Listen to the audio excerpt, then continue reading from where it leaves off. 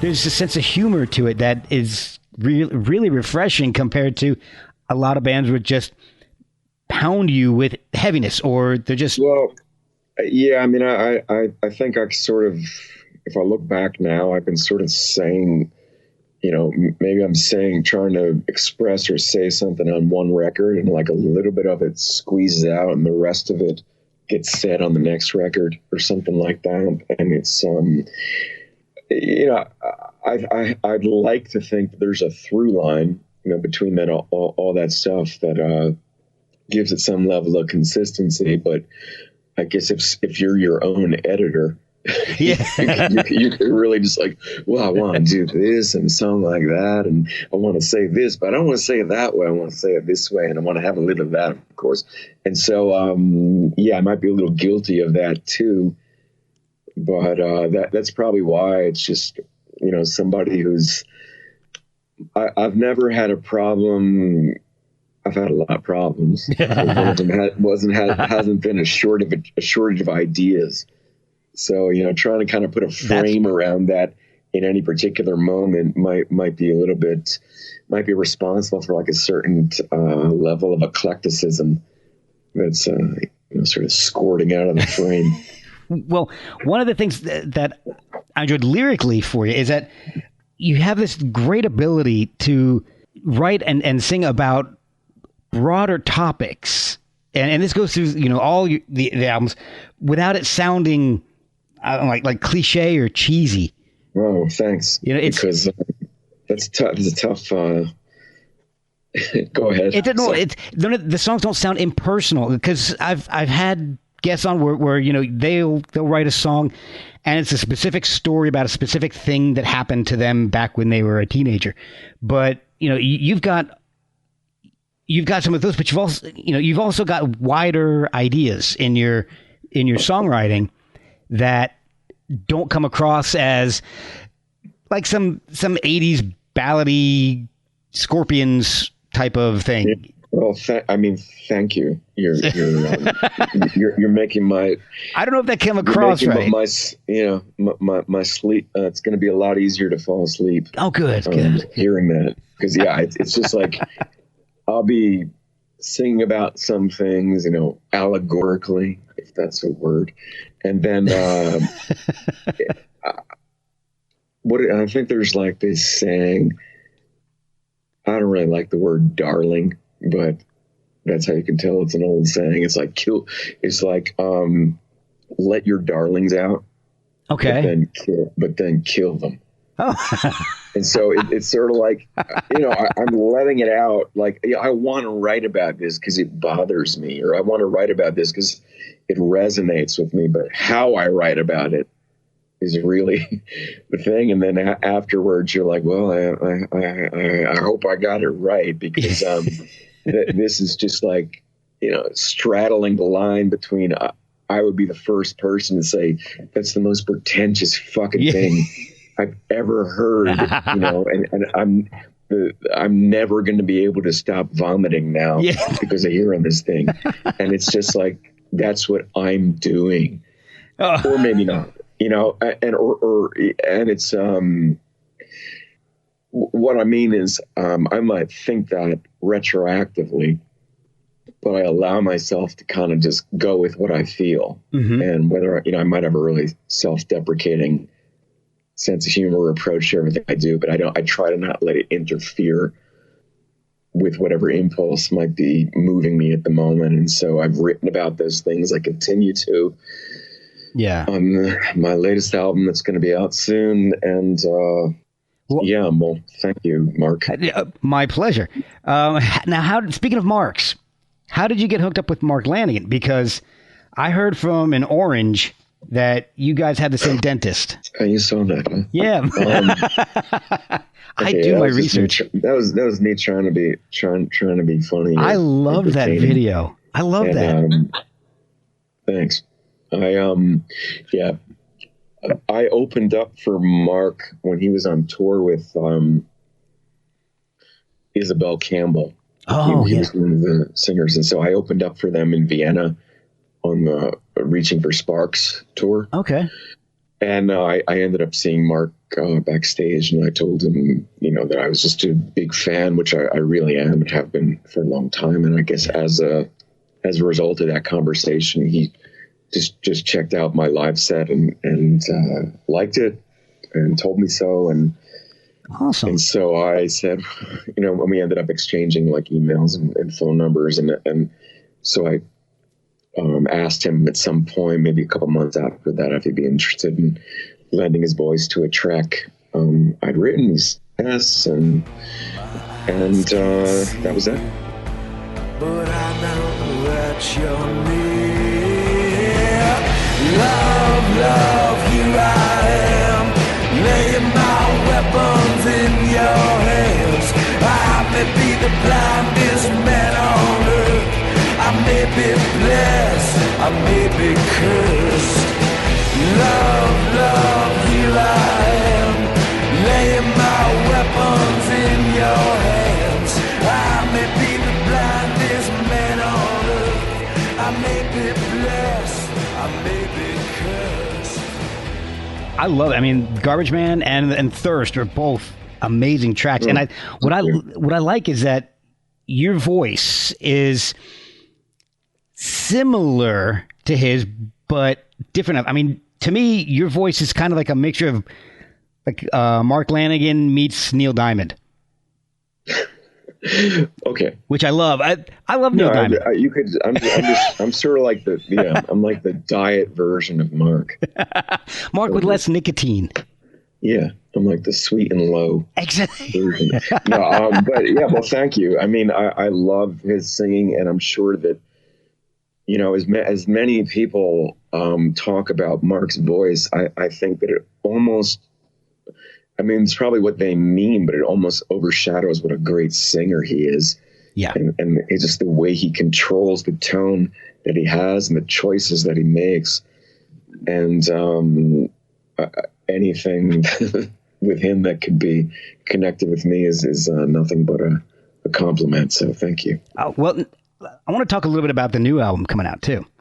Obviously, yeah, it'd be good to get to that eventually here. But Beautiful Machine is a pretty big departure, comparatively speaking, to your last albums.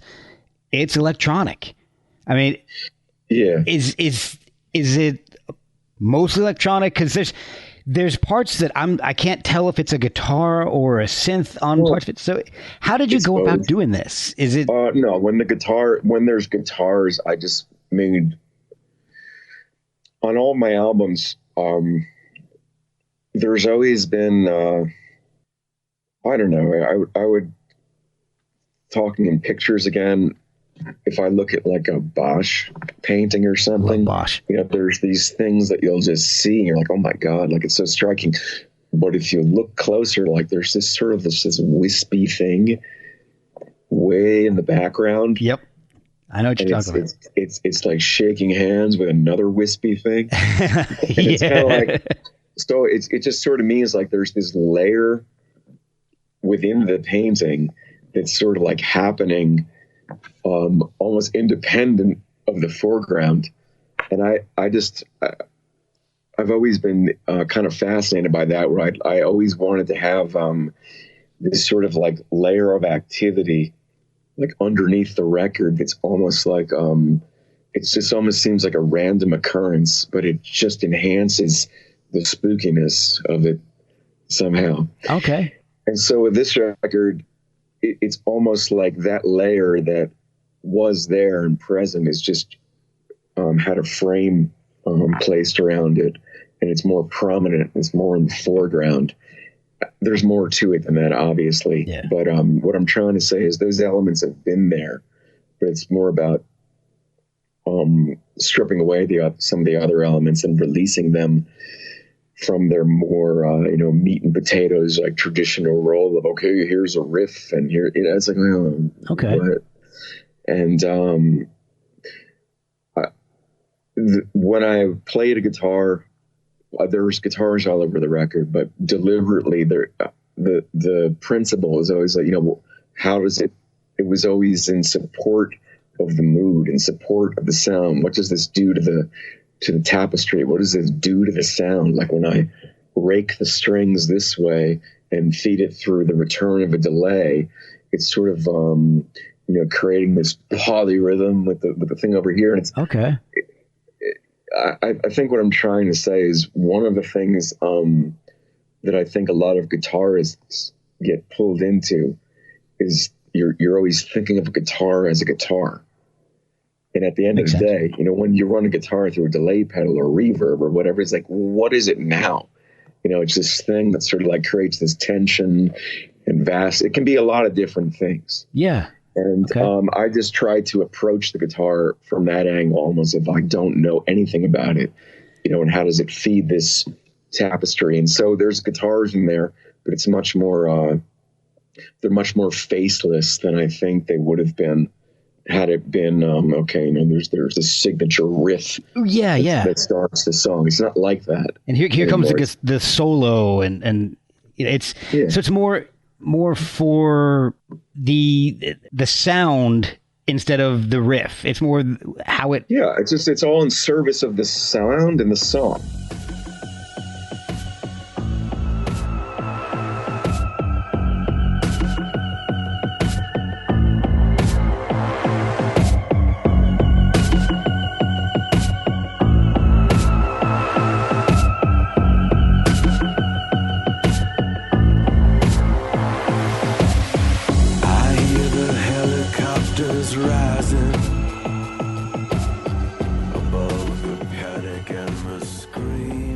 Right. And so the way I feel about that is, on this record, like, I'm once again skirting the edge of like complete pretentiousness, but it's just that if I wanted to express this moment now, what do I feel now? How do I draw a frame around what's happening now? Not what I did 10 years ago, not what I did last week, not what I did in 1989. Right. Now. And one of the conclusions that I came to is that this sort of meat and potato, traditional guitar, drums, bass thing had very little to do with now, at least in the terms that I saw it. And that has nothing to do with me not loving the guitar. I do, and I always will. And I'm not done with it, but just right now, it was sort of like, it almost felt like an impediment to have to deal with, well, what should the riff do here? It's like, well, forget, they didn't think like that. And that's how it kind of relates to the sound now. Was the writing, was this a deliberate, like you finished your last album, when you started demoing songs, thinking about these songs, was it immediate? This isn't going to be a guitar, bass, drums album. It's going to be electronic. I think everything in art is sort of like, it's just like a person with a divining rod, and you just feel it's all about, I think in art, being an artist in whatever fields you're in, it's about, clearing this link between you and these impulses, entities, whatever you want to call it, however you want to frame it, the muse, like what are they not, asking you to do? Like, where's the nudge? Like, are they tugging you in a particular direction? Like, okay. And they are, and the justification for it, it's always kind of retroactive. I felt a tug in a particular direction. I can justify it as to why I did it now, right. But it was really, there was really no rationale. It was just like your antenna is up, and if you're committed to where you are now, then I think that's what the muse, or whatever you want to call it, favors. If you're trying to kind of wave a flag for a particular sound or tradition or scene that's been in existence for however long, that's a different story. Right. I think that serves a purpose as well. But if, since I'm more or less, when it comes to recording, like a solo artist, I don't have to consult with anybody. Right. I'm able to kind of perch myself out on, this edge of whatever perimeter it is where I'm walking, and go, okay, what do you think? What do you feel?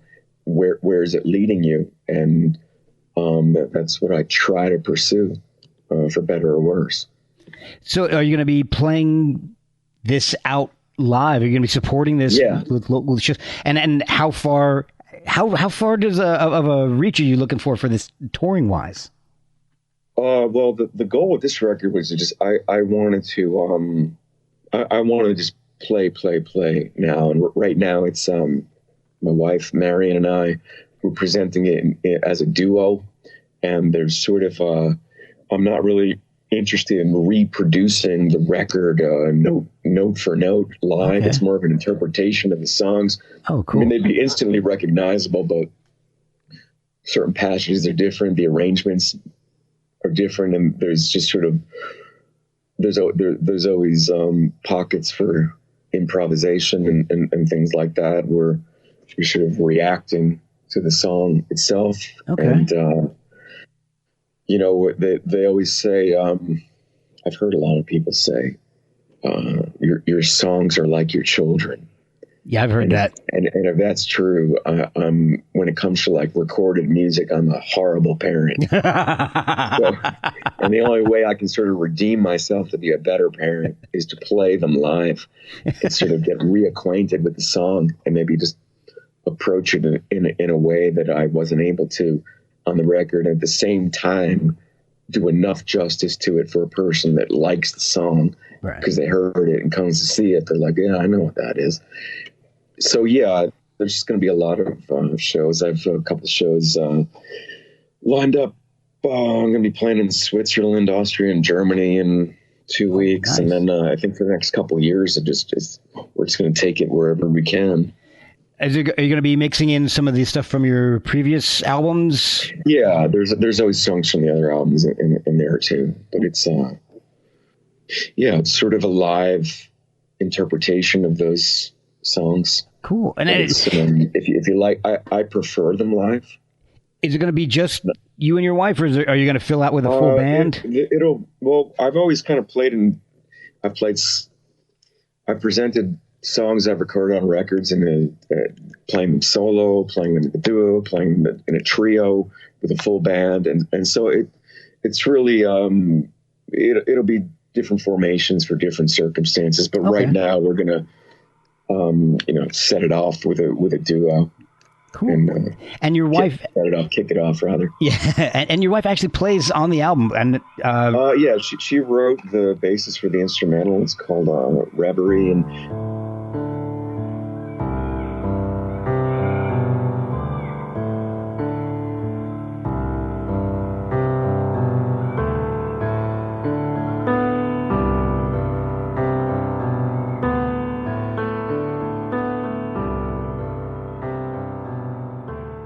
she's just like our whole relationship always goes back to music. So she was always in the background, with me on every song. Okay.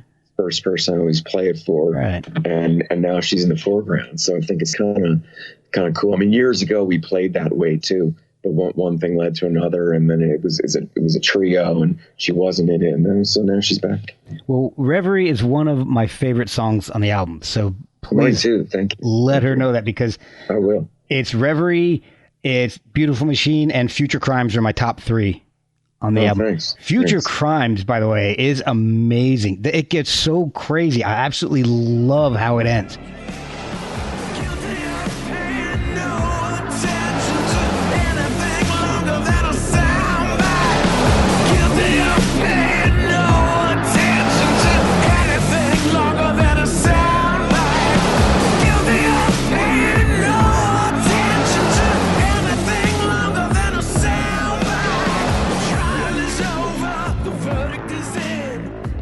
It got stuck in my head. That and What a Shame from Grand Illusion have been stuck in my head since Ian told me to contact you and have you on the show.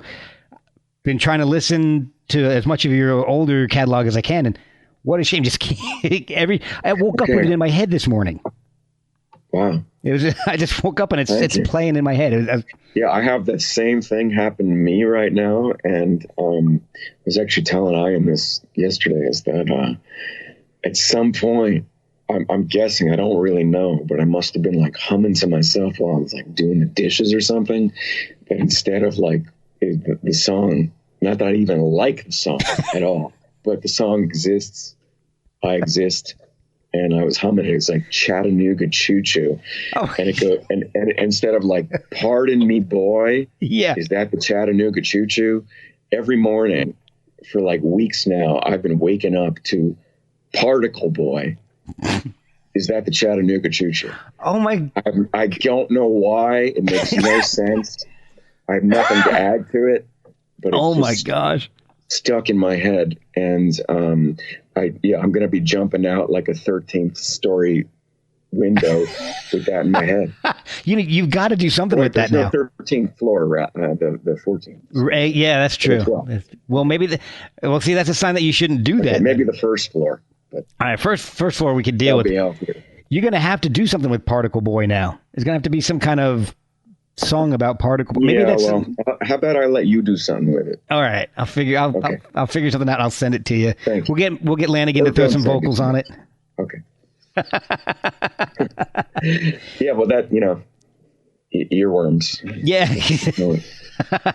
Well, you've given me a couple, so Right. that's good. So when is the album coming out? Where can people find it? And you can just stay on social media for now. I'm going to release Beautiful Machine, the title track, and the song is a single. I believe it's going to be February 10th.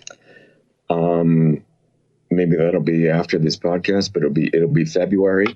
Okay. And then there's going to be a few more singles before full album's released. Cool. So I would say somewhere around the spring. Okay. But I'm not actually sure.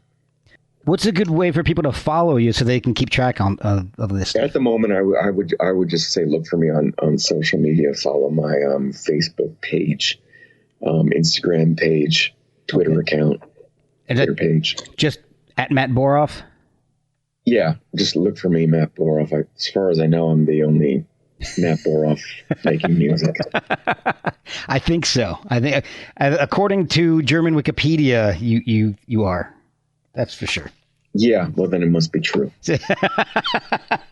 Matt, man, I have kept you a while. This has been an interesting, strange show full of breaks and reconnections and weird shit going on. But I wanted to thank you so much for joining me today, man. It's been a blast. Thank you. It's really been a pleasure. And really, I'm happy to be here. Oh, it's great, and I'm anxious for this one to come out. Sure, I can let you have the rest of your evening with your wife. And no, I'm good time wise.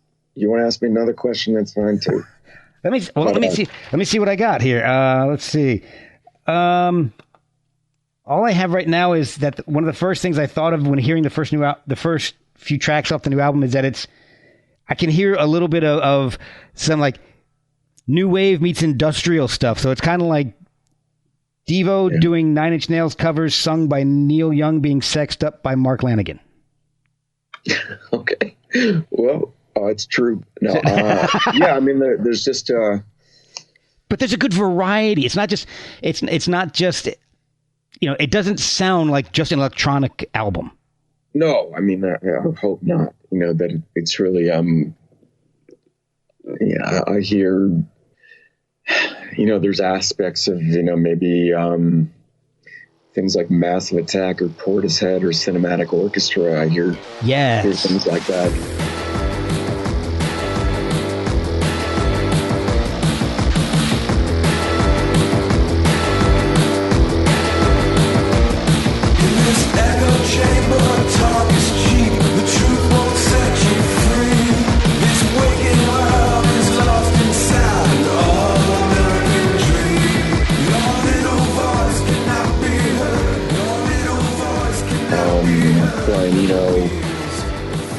Big influence on me for a long time.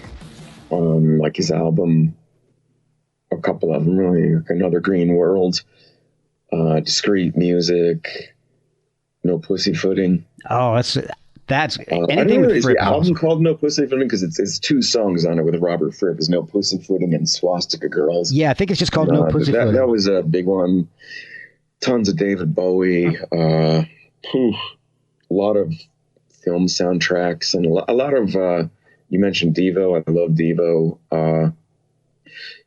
But it's not. I guess that's more of what I'd like to hear what other people how they react to it. But I certainly didn't start out and say, "Well, this is going to be a, Devo meets Neil Young meets Mark Lane record." But if it comes across that way, it's in good company. So Well, I'm fine with that. it's great. I mean, and it makes sense now that I'm speaking with you and knowing your visual background and how that influences your music. The album actually makes even more sense to me now because it comes across like you're writing for a film, maybe. Yeah, in a way, I think I am. I always have been. Now, do you still Not a film anyone's seen. Yeah. Now, do you still do any drawing? Not as much as I'd like to, but I do. Yeah, not that often, but I do. I work in graphics a lot as well. Did you do the artwork for your SoundCloud page? Because I'm looking at that right now, and it looks architectural. And I'm just looking. That's a photo that I did not take. That looks awesome. It actually it matches the music perfectly. Well, that was the idea. Thanks. Hey, but the other albums I did. Yeah. Yeah. I mean, maybe there's something I have to really think through that, and I'm sure I had help here and there. Well, I'm just curious because if when you're writing and releasing, are you thinking about the artwork that you're going to be releasing with the album? Is that like an? I think there's afterwards? always, there's impressions I get, and Ian and I speak on a regular basis, and he's somebody that we really think alike in some of those areas, and he's really somebody that thinks in really does well with like abstractions, hears certain things and is really feels strongly about certain colors and certain images and certain sounds, and a lot of our relationship both as friends and as musicians is really based on our discussions about things like that, and I'm sure that he's within a lot of those covers as well. So we've mentioned Ian Ottaway several times throughout this episode, and he was working with Black Rebel Motorcycle Club with their website on the Ask Ian. I'm not sure if he's I think they canceled that section of his. No, I think he's back. Oh, good. That would be good. But so how did you meet Ian? I met Ian because of working with Mark Lanegan, and Ian's always been like a real, sort of much, I would say more than a fan of Mark's, because he's had a platform as well, and with the BRMC page, and he's always able to, put things that he feels passionate about on that platform. Yeah. And he had done that with the first song I did with Mark, and we met through that, and I started we just started to talk on a regular basis, and one thing led to another, and we've always as after or during when I've recorded something, everybody that I think that's doing making songs or making films or a photographer, you always have a couple close friends that you share things with. And, with Ian and my wife, Marion, it's just always been like my little circle. And so, we, always had that, for the last few albums, I guess it was. Okay. And so when it came to his songs, it seemed like a natural progression for me to, record them and work with him and produce them.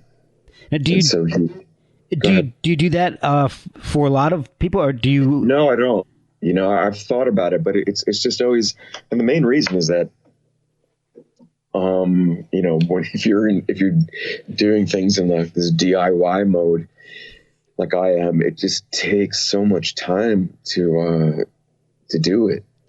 And I don't have a lot of time for doing that. But for him, I made an exception, and I'm really glad I did, because we're both really excited about it. And I feel like he has, he has a very unique and I think important slant on things that's all his own, that is really, sure. I think, worth hearing. And I think a lot of people are really going to resonate with it. And I think people have been familiar with a lot of aspects of that side of him, but they've never been able to kind of experience it in such a concretized, packaged format that, like, here's a song, right? Here's another one, and it's really so I know he's excited about it. I'm really excited about it, and he came to my studio in Austria.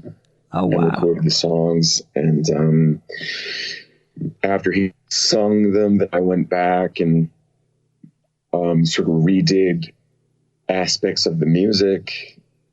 And then he re-sang things at home from where he was living in Berlin at the time, and it was sort of like this volley back and forth where I'd change a thing, then he'd change a thing, and at some point we're like, it's done. And, the most important thing, I think, I'd want to relate to the public about him coming to Austria in my studio and recording that is that while he was here, he stayed. He had come from the U.S. and was heading back to Berlin.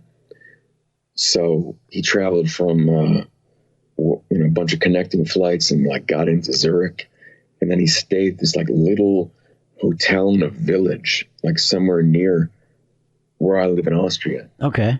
And it was like this little quaint hotel. It's like a whole like mom pop family operation. Okay. Where everybody knows everybody. Yeah. And the way that some people travel with like a lucky rabbit's foot or something like that. Right. Well, he travels with a wolf skin, an entire wolf skin, and a collection of rubber dildos. So at some point, he unpacked the contents of his suitcase and laid it out across his bedspread with this wolf skin, 4 or 5 rubber dildos. And then I picked him up and we did the session. He realized, I left it on the bed, and the maid came in this quaint little hotel. And I'm just imagining, like, how do you connect the wolf skin and the dildos? Oh my God. Whatever story you got, what you come up with is going to be a great story. Oh my God. So that's Ian meets Austria. I gotta find that maid and have her on the podcast. Huh? But yeah, you do. If she's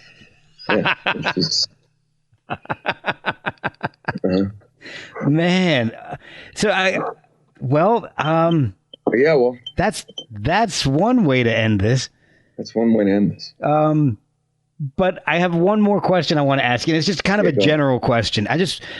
What's the music scene like in Austria? I mean, I know what it's like in certain areas, like in DC, Northern Virginia, New Jersey. I don't.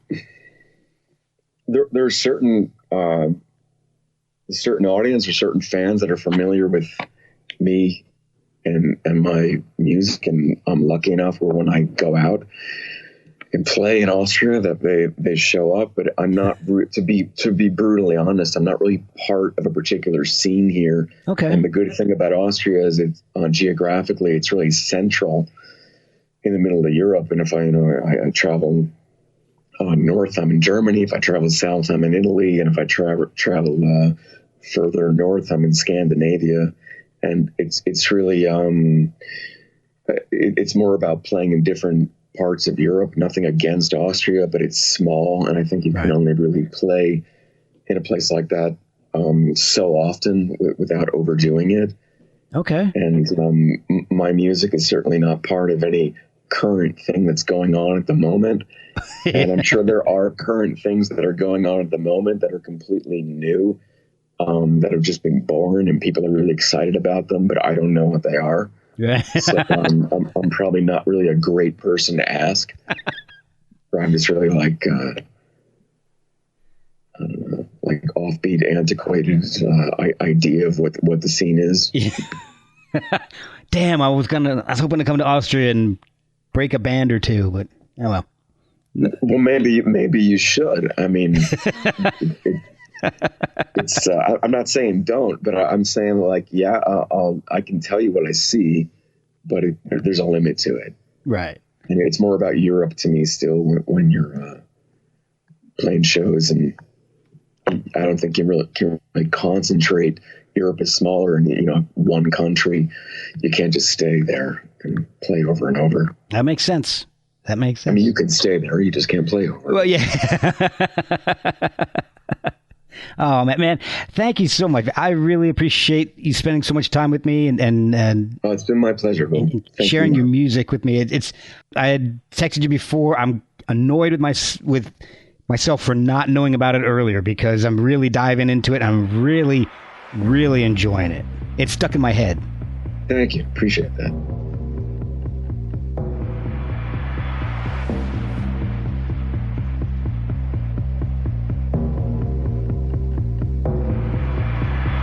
Should have seen the headlights approaching.